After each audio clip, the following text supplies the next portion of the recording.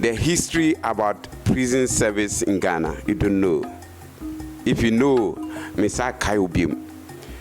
So Ghana for Kaya in 1800s. Ghana ha and a shas yes practice a year prison service Ghana. A movie from there 1841. I mean 1800 no era a year Captain George McLean. Nim pension no shas here Abrana Brofno Ebabe take control over territories of Africa. Ghana yenya bi. In 1841 is a form of prison. Near Yusu na Ghana, Hana Yabrofon and Nisu, near the incarcerated debtors, or more normal Maka, and near the free honor by 1850. A honor it be Yusu fort. Just a castle, a hodro, 9 and a dish a prison. Yin na brofono and a so. I did him have a pimene, amane, Ghana buying Bribia de Cobo service. Inibio Ghana ha na no kasai prison service autonomous or de no or noa ya ne niema bebre na nsem bi koso prison service ehumbe hia se me no mienu ebetu ho anamon because omo amote ho no me no nyina ya sede se yehoyie because obi nim dwonku ade beche so betimi abasa o china obeda ho meda ho na ya anye hoyie a de ene ekoso sa kwanya nti ya tutu ya namo aba Sunyani Central Prison na yaba ya follow all the processes na mpenimfo wa so de nyamese nka no kore omate omanim yi amaye mino kasai ya babe piem ewo Sunyani Central Prison na regional PRO dio oye publication ahwe nsem bia ekoso ewo prison ha no obehwe na yi atoyi sabra mekasai ye wura yi wa ha mepese ono a betu nanum tu obebu ne din na wa kire ne rank na anyasa ibia mekobo an makobo ati eno nti ye wura ye ma wakwa aba yo medase bebre se me fasa akwanya we so na machia ejumapa FM ejumafo ne mpanimfo ne Ghanafo nyina ne ahwefo a omo ehwe me amekasai ya frame DSP Johann Nartey mena meye kasamafo ema prisons ewo kane brong ahafo region and say yabeka bono region ahafo region any bono east region mena meye kasamafo me kasa ema sa prisons nyina na say me kasa me gina ho ema Sunyani Central Prison any Sunyani Female Prison Yeji Camp Prison Bianquanta Camp Prison and Kenya Camp Prison. And Timna Bia Kasama for Master Prison who doing na I work and brong I have a region. Obi babies I said, since I hear Chicha region simwe Argentina but so far no administratively no dear yen there still no ya can brong I have Nina no and she share into Emre Pemono Sashi share and penny for at the big quam. Ya pese who free you rayo. Ya kase prison service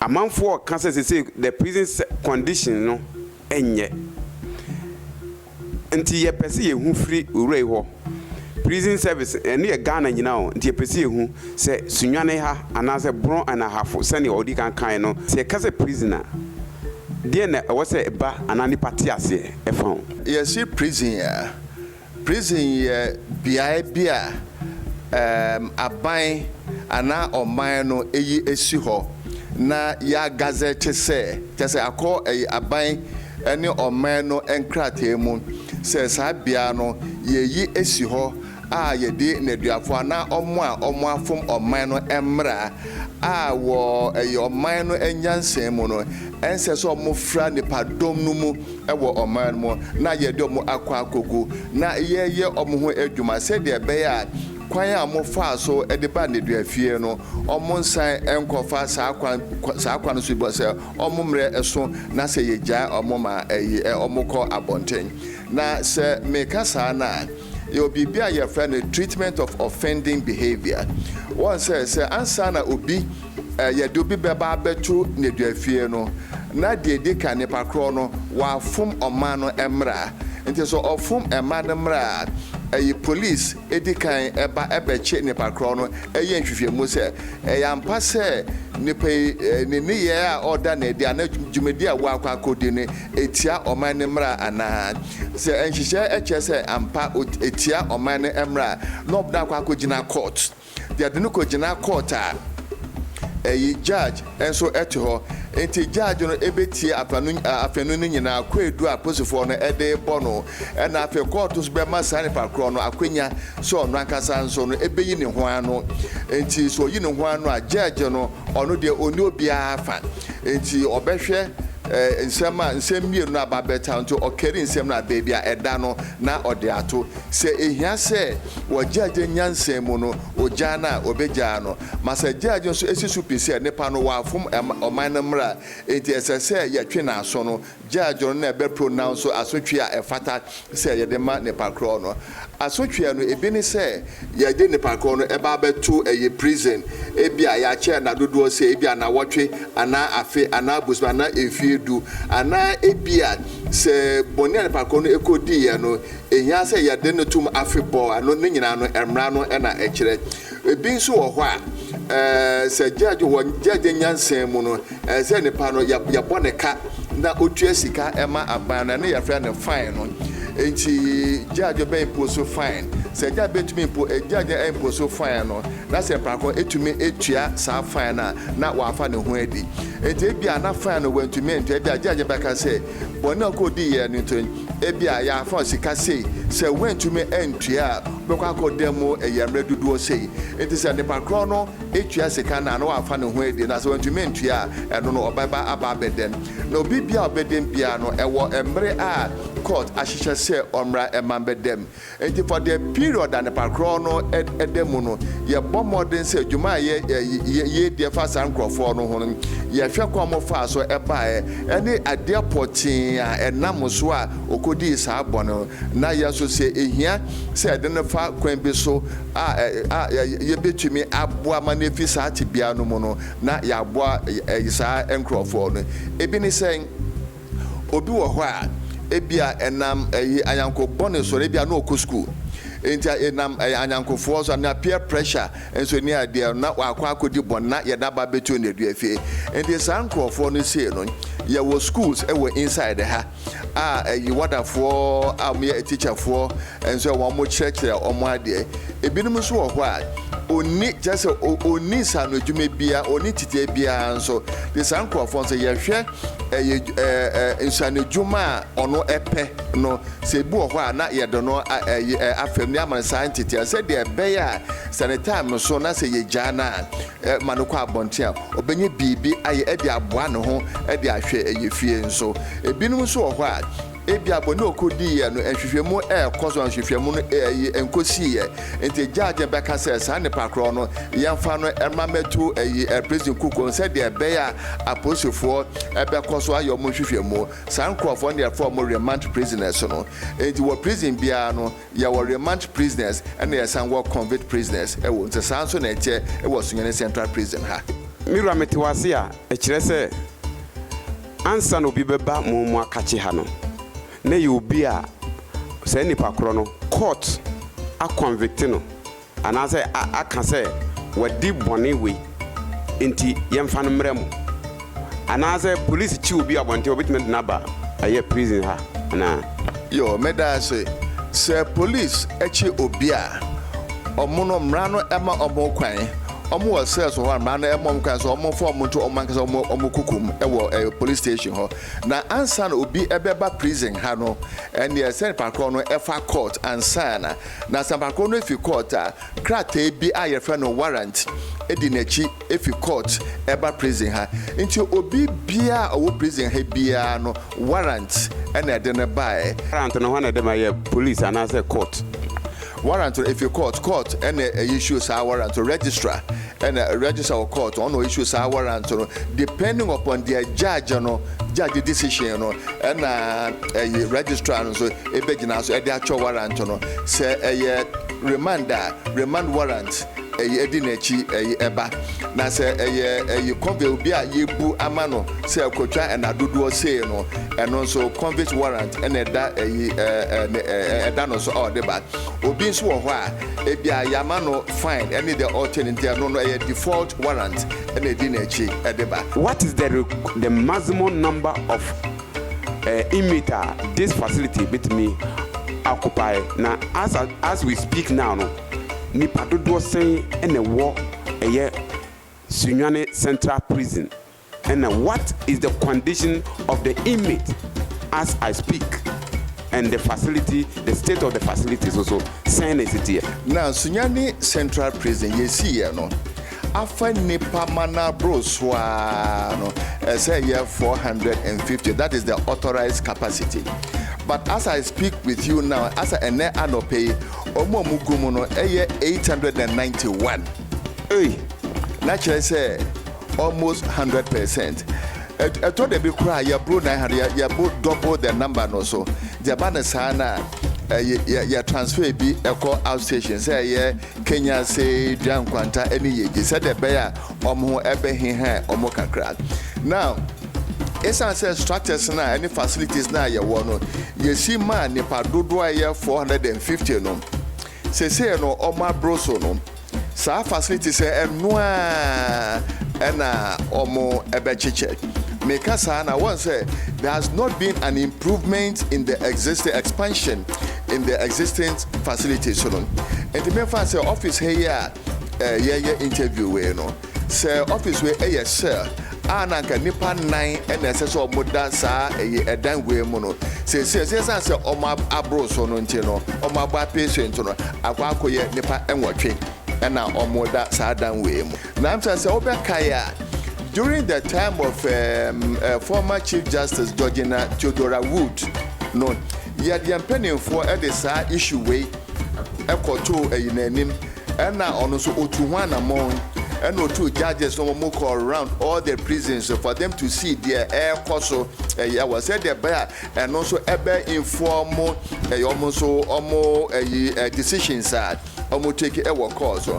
But when we can be nothing so justice for all program no and also a buy but justice for all program no and no was dealing specifically with remand prisoners no once a remand prisoners we been more what warrants are omode buy no omode job which dey buy prison warrant I expire now so still no omoda so e prison say make us na once I say approach one there job but now for the remand prisoners and under the police are solely responsible for the remand prisoners no it is almost time so at time as I said police perform at the court na court ekoti omo asem na say bia say judge no ebesa renew omo na because of challenges are approach for no one no enti no omo to mmfa and crop another reason so no say one say day in day out no bonia na nipa edi enti nipa ne edi bonia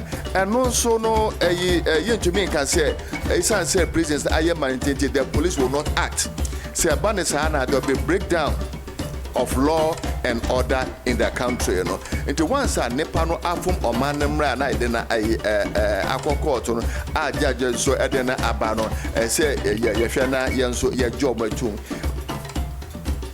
Now with the menace aba and the COVID-19 pandemic aba na a room that has to occupy at least, for example, maybe 4 and I call it 8.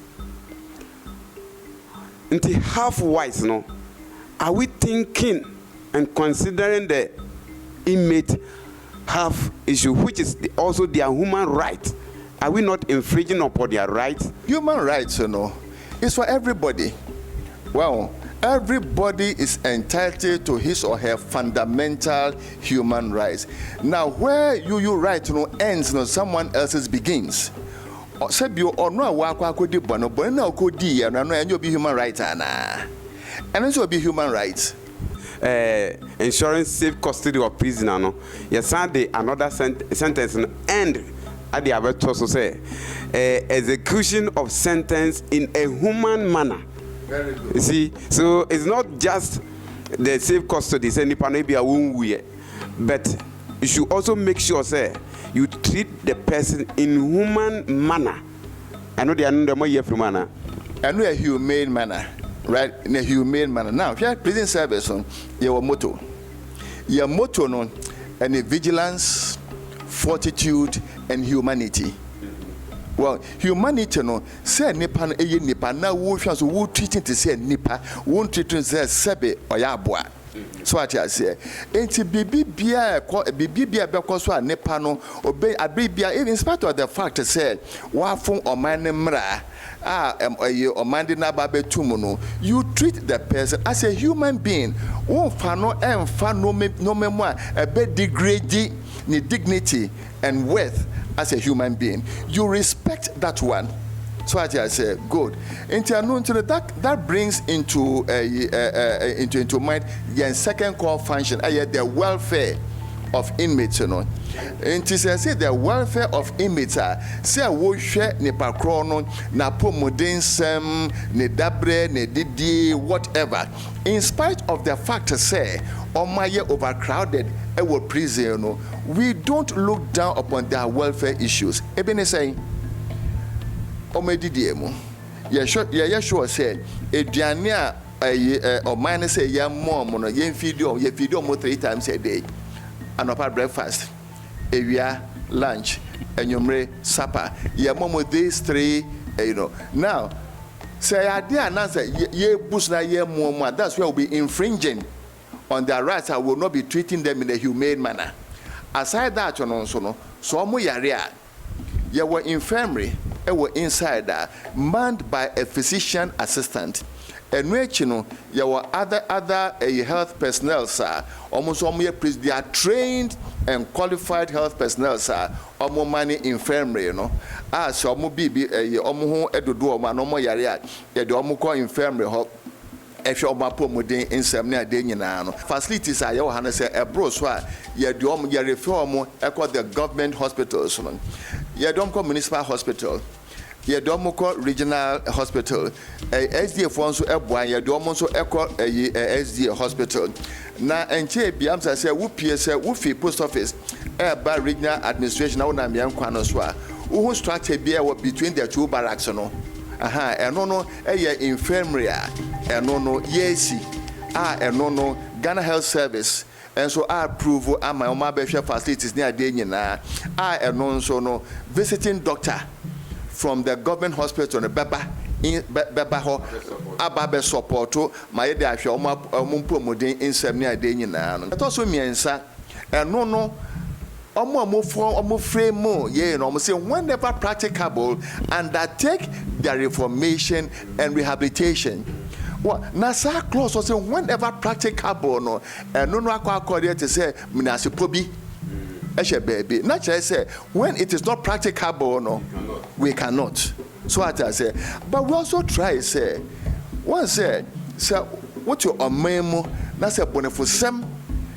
Koso bebrea timemofo nankasa ha timemofo na yen officers nankasa so yen so ye abonten yen so ebe ha yen enti kwen bia ye befa so se nipa kro no ye beboa no ma nenye bibi aye ede gina ne na so amanwa meye burden on society no ye this nyomedie nyina even saying we contact other external stakeholders. Well, Mom so boying, and when they be saying Catholic Diocese of Sunyani no in terms of providing facilities, training activities, and which other individuals and so the churches also do support. Rotary Club of Sunyani East almost now say there were workshops ahodoɔ were inside that the more entity around benya inside Mejuma the even saying your carpentry shop, your tailoring shop. Now tailoring shop no Roman for Catholic diocese for no omo buying with machines. Rotary Club and so almost buying with sewing machines. And so near you did training omo. Aside that and so you were kente weaving shop.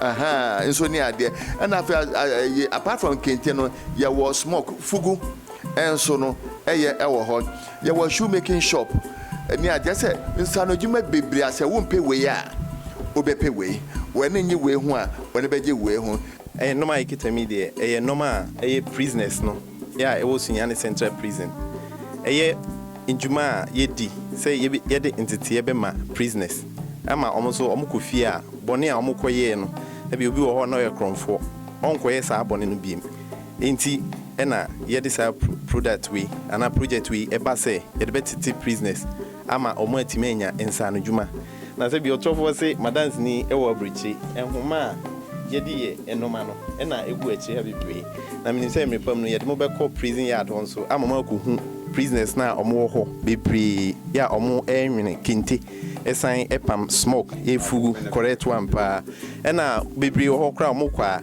yesan ma omo sika ema omo ahoma dodo a omo betimi di akoye adwuma no e omo enkrom bia enti ohwa yeboa ema prisoners no sa enoma we enti kente no so kra bi na wo ha yesan mpaboa nso kra ewo ho kente no de bebre kra nso ewo inside wa yan farm abonten prisoners na from the head to toe prisoners ohwa project ye shase 2016 ye the prisoner back up and the shase and prisoner back no watimi train say prisoners more than 32 under this program ya omoye inti smoke we and nina the ohun wo ha nyina ade a ye o prison ha the boy prisoners no we no nyina echi no once no me bi wo ho a na ntete ni bi so ansa no djuma ni bi wo ho a eni yen formal lines no mo so ati ase na the America chechemone say normal yankasa ye ho aka da ye de chiacho mo a de bi obi wo ho a wa ba inside no owonim die bi a owa abonte no ye ono so edididi into we inside na we no be ebia onya kwa once because of the overcrowded situation and so no yeah facilities are your workshops so and also are very limited so at I say into obi wo ho a owansa na dwuma bi o pese your no anka dey massa nkrofo no ho kwan ema omoye sa normal no ebi ni papa ya yedu ya wo call wedding ase na ade sa papa mo se yo ya bebre efri ya omoye ya mo kwan into omo so omo ye no omo so omo de kire afofo bi o interest wo so no so besua no de ho akọbacha no so esua mo no so enyansa no adwuma senior owura na obo ni din no Alexander Redu formerly no yemo imiti wa ha, and according to him he has spent 3 years 6 months with you here. Now a month ago and last weekend Thursday Friday was some be sees asem krona so say number 1 send here mumma omo aduane amode ma imit no enya ade eso ani na aduane no kura say usone so a ubeyi no na emo agogome ewum which is beans ne nyoma asay the satos bi eniema yeba yentimi wura inside because the law does not permit us per the regulations in the constitution instruments does not permit say we should enter the premises of where the inmates are. Omuye business, omuye trading, market, and kasa wo inside or in our face also some portion of structure no kura no was say to baby kura man bu e bo inmate bi kura ema no so that and again some mental ill people are living with them. Meanwhile, you say Ankafo is a prison for people with mental disorders. I didn't think that's we no crebe the was same way. And our faces was I mention names. I don't want to mention names of some of the officers who conspire with the inmates, and all these things are going inside because me my baby do who they do before you give the food crano. I was say test say Adriana no be nim. Our person is sneaky through Ediko. I didn't think as animal we a Kosovo, Sunyani Central Prison as officers. Redu say no, a beneficiary of the illegality, sir, a course a prison hano. And noting that onya phone na oditwa asa videos ni nyina na based on rank onim said the use of mobile phones in the yard illegal. Periodically no yeah searches, unannounced searches, surprise checks, special searches in their cells, in their workshops, everywhere. So I just say good. Now, and they're not saying no, yeah. Those a bit of what, we seize them. When we seize them, we take record of them and we destroy them. But we destroy now. Still a be a fast or eba. Or no, we don't say no. Onim say these things are illegal. But one thing we need to ask ourselves, media phones, who say, I don't know illegal. No, did he report to anybody? But one can answer no. It's answer one can benefited from. Sa illegality no with an ulterior motive. Ulterior motive. Oba one the other bar abundant make us it's a wake-up call to all of us. So I say good. Say I shall for meaning perfect said or memon penny phone be share 8 air coso. It's a move so 8 share the air coso. All the members of the security apparatus within the country any foreigners in answer, share the air course. So this is a wake-up call for all to come together and assist. So I say, and assist us fight some of these things. Now, the use of mobile, what them say, mobile phone, it is a good equipment, but can be used for the wrongful purpose. So I say, good. Some of them inside, they use these mobile phones to defraud people outside. It happens. Yenya complaints bebre. Ama those people ya chiche ya sankosa inmates na omudi say ejuma. Now, somewhere I think about 3 years ago, we approached a National Communications Authority on this issue of mobile phones. Say nanka omo with phone jammer. Say there be a jamming phone signals within the yard. Say okay, when you a smuggle phone at the back, you cannot use it for anything. Well, I'm so almost penny, so I'm almost to one among, but somewhere along the line, yanto munkebium. But certain items are found inside the prison ward home. I be to say we. It be a heroin, cocaine, it be blade. Things that can be used to harm. Any kind say honum. Now me can say Jumana ye do no, and it may be an and what can there. And for my can say set is a year no. As far there were ni ebehu any baby I want sa be to me aso near idea. Until it's a year body searches yensa any ye ni and there's our body searches no. Now a bit more while ye inmates no. Teach your mom on the blind side of upstairs now escort or model corner. The normal sebe no prohibited item to say we any cocaine say no any cigarettes near danger now any mobile phone getting say no the tria the ra omunsunumu. Hey, this is what they do. Wow, the tria they share omunsunumu. And to never say, no, what about inside a was setting a body? Where who share, no, or by the identity action in sumo. But say, I dear Naka, your body scanner. Say, what body scanner?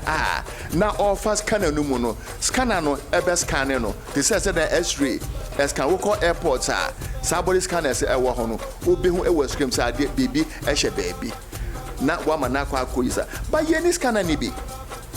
Ye nibi into bed who said and I made my assistant ne rank na boy so the BB ashemwa na so be anywhere so tire obeden who na so of us can anymore say BB shawas can no e be ye pie e ma we hu what I say now there ya wa a boyen for body searches no metal detectors no metal detector so no and what the fa nipa no ho a se metal e hye baby a ade no ebesu now aside the bottom no is nipadua mo nipadua no entumi scan call nipadua no mu just on the body it is on attack say my assistant is say no what the body scan one say the buttons no metal the rank and so metal it and what the fan no ho a esan say the button no what the fast area say ebesu so I say into so esan say metal buttons no any rank no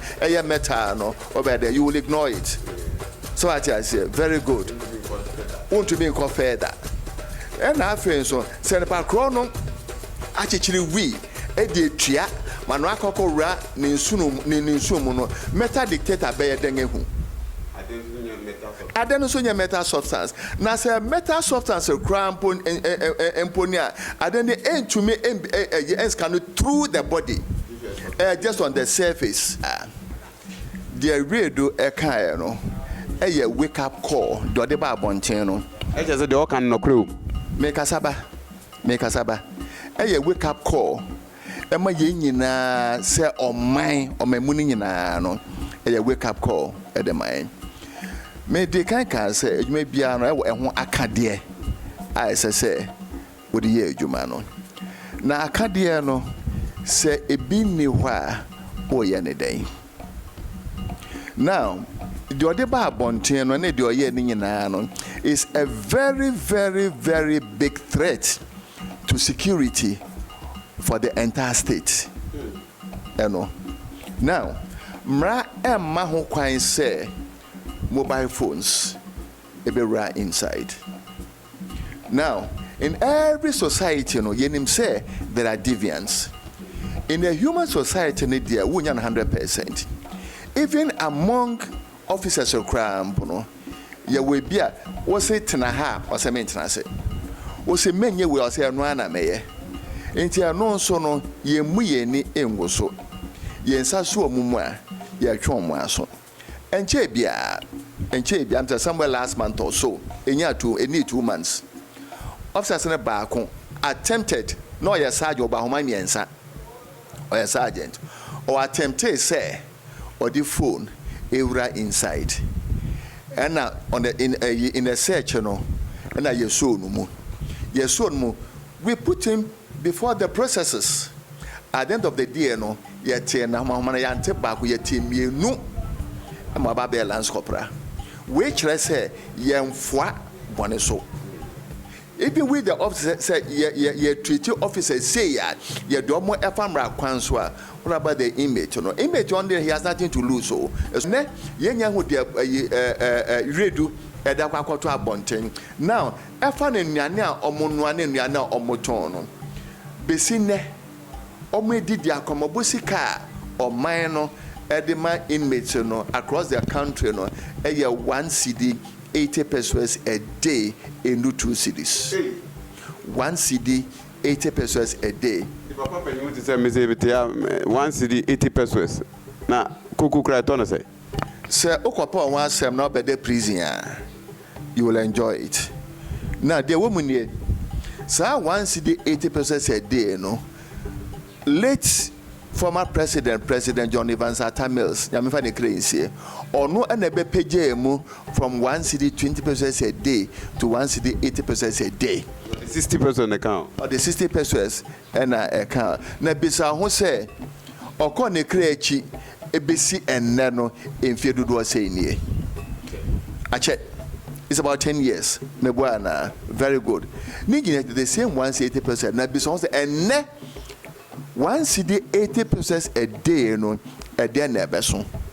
And we are expected to feed them morning, afternoon and evening. Enti sikana oman no me nka sa aban yo. E say oman de oman wo hoda aban beko. Na so oman de eto na aban e na ehwe oman no enhihye ne emare bibia eso. Ntu de kasa aban man kasa oman no me se me de sika ma aban panimfo so mo mfanye sa ne ma wi. Adenti na aza yesuru aban no wan eye wo na me nti kasa aban no na sa me se oman na me nka abone se me so man na me nka abone say anya ba say aban e wo so MPP aban me boa na what am ba na Akufo-Addo aban e na wo so maybe etwem no na John Mahama aban e na wo so maybe etwem no na Rollins aban e na wo so the meet me ka say aban say anya Akufo-Addo e na de sa 180% so no oman no what did I make you say very good. Look at, you are giving somebody 1 cedi 80 pesos.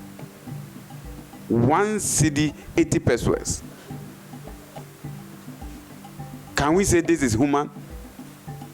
But I say this is inhuman way of treating somebody. The fact that I have offended the state does not mean I will treat him that bad.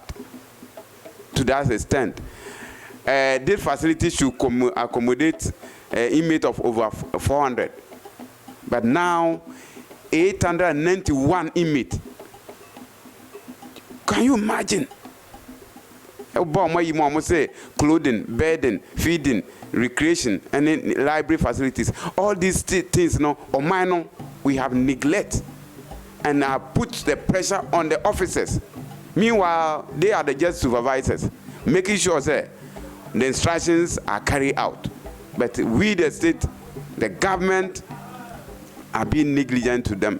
Mede efwa jumedia yedi ene anope nyina ne se de na medical akane nkomodia yedi ye hu se prison service ye hia mommoa ewo akade afemu pa de dikan no se de be ya yen compromise security na security aya ba mo se ebegina brane na normal ensese ewra prison ebewra ho no ye hia akade beti se de dikan se medical kan no body scanners enu eche no nso ye be hia ye phone jammers especially ewo all the receiving stations no ewo across the country. Yenya sanma we pa said the be asanoma e reverence and nyina no eto ebetwa me fa sa akwanya we so na ma bob a woman background no me we fie ma money din omo boa prison no Madam Vivian Ensu owo krom ono I take responsibility for the education unit no enti imbese na omo go through formal education no omochura how do you call it how SS any SJ any RSA no obam with teaching and learning materials and just books and academic textbooks and exercise book and pens and don't be true mu and after periodically no obre of one form to say on one case na yemma obam semina enuanesemo just provisions say be omani ebekun omadesua no mesua ade na ade ni ye no obante sister Vivian bebe wo bia no ye bo wa boso na say Nyankopon insha say nyamehya woden na kwan awe Nyankopon bia mo so de hwe sa na duafo no so onkosa onto wonsem na obekoso ahwe omo afi aboafo so aka mo so mo bu anya ye nyina no yentumi emo obibia din say ya mo wudin anya bo apayo anya ba payo nipa no doso awe free enzo na wonso oka ho be na afa Sunyani municipal assembly enso medo mo ase pa titiro our regional minister bra no ye municipal chief executive no odi omanim eno be two borehole mechanized borehole the maya no so no eboa kakra ma ensuo sem no so komsem no ensuo komsem no akofom kakra de amaye basela no ya bekoso ehia be se 2 or 3 aka wo se de be ya ensuo ho asem no eto betwa ewo Sunyani prison ha enti ado obibia enso ase